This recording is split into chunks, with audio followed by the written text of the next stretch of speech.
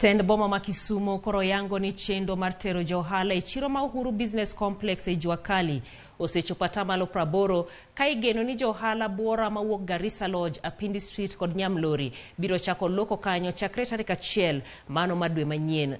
Thoth johala dhi nyime kod gero stalls magi kendo jalopa mano Tend Boma ma Kisumu Charles Omolo wacho ni chendo no dhi nyime kod kwe. Omolo owacho ni gidhi chuogo aput mar telo ma bende biro tayo chiro no kuom higa 1 ka bende sani gi apis ma johala biro tere ywak ma gintiere godo e wi kaka tayo chenro mag chiro no.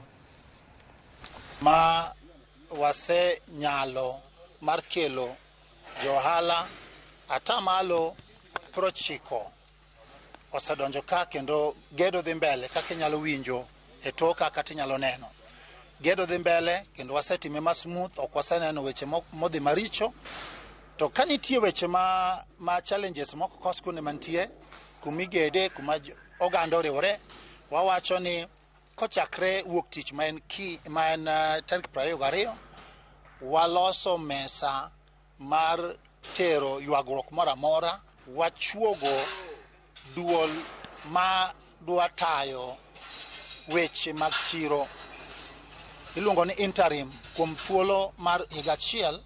Duond ni biro bedo ni ng'iyo affairs gi weche duto mawuok e chiro mondo mi wabed ni wagolo johala e ndara.